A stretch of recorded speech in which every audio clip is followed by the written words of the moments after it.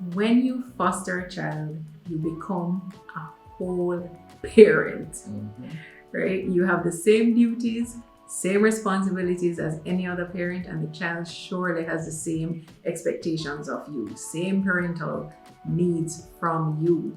The nurture, the care, the love, the attention, the provision, all of that is needed from you as a foster parent. But there are a few things that we've noticed on this journey that require like a slightly different approach from other parenting journeys. Yeah. And today we'll be sharing those with you.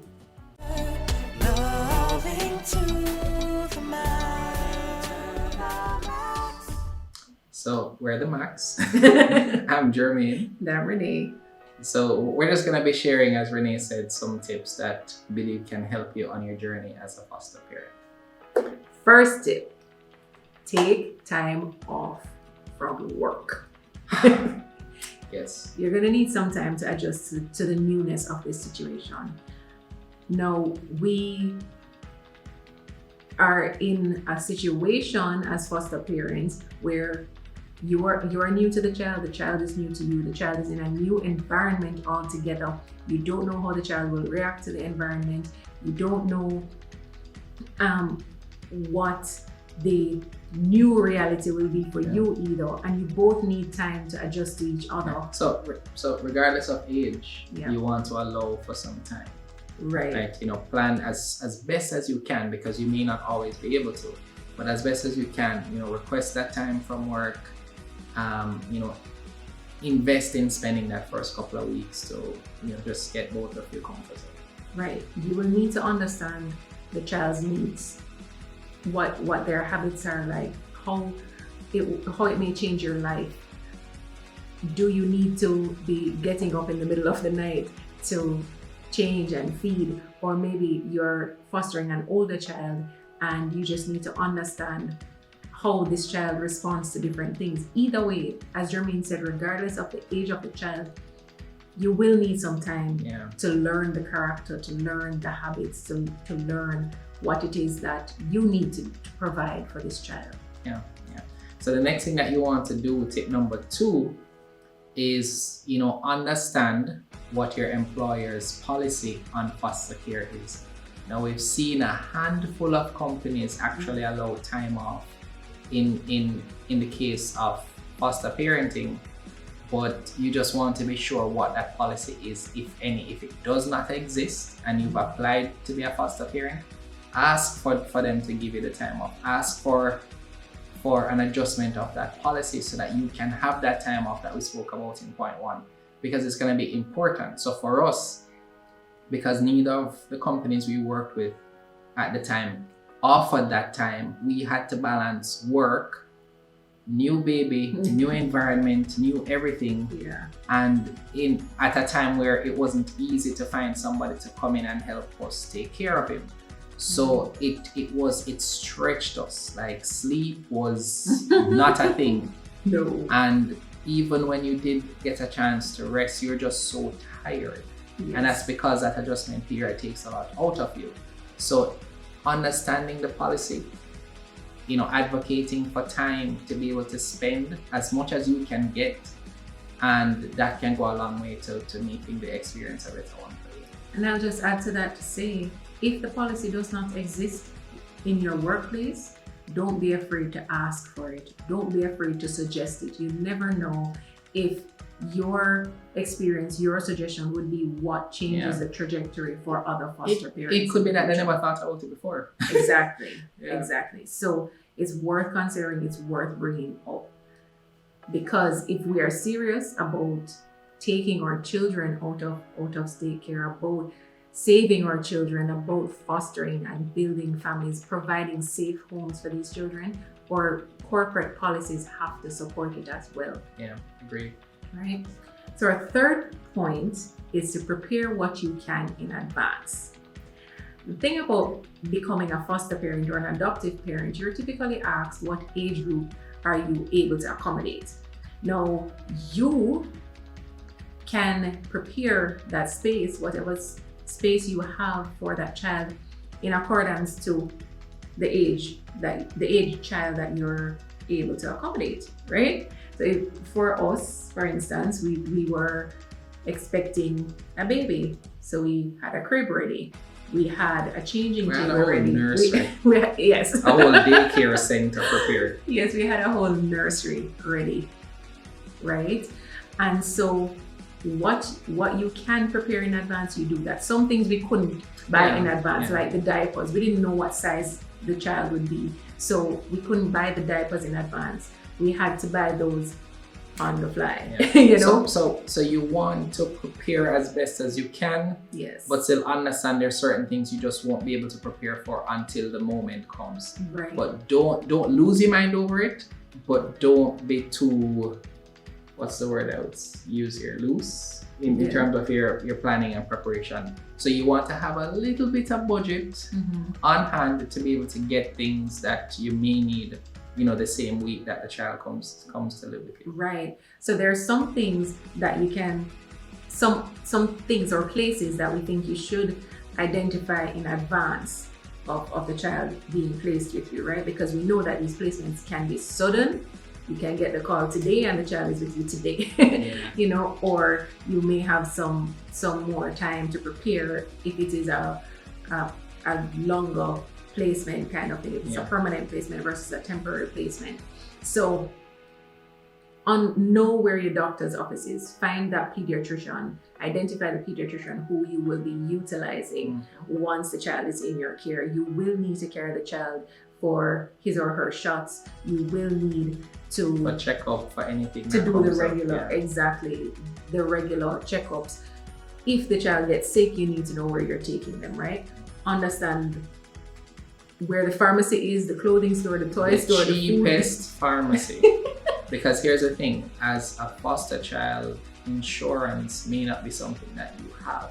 Correct. So you want to find an affordable pharmacy, because and doctor.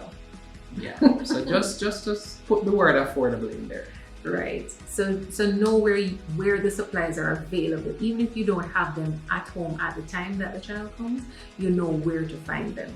Okay. So the fourth point here is that you want to prepare mentally, emotionally, and even spiritually. Physically. Every kind of alley you want to prepare, right? So it's important to understand that as a foster parent, it can be quite demanding. It is a new experience, and the thing that you have to work to overcome first is you want the child to feel loved, and you don't want to have that separation in your mind to say it's not my child. You want to you want to take that out of your mind and treat the child as you would your own, because that is what is expected of you. That is what they need. So you want to ask yourself questions. Am I ready to be a parent? You know, you want to understand the type of arrangement. If it's temporary, that doesn't mean that you're going to give half the effort, but you want to make accommodations. You want to maybe prepare your finances, etc. You want to, you know, within the right amount of time, maybe introduce a child in phases to different members of your family. If you have a large family, it may not make sense to introduce to everybody. You want to do one-on-one, and over time, you know, increase the group size as it goes.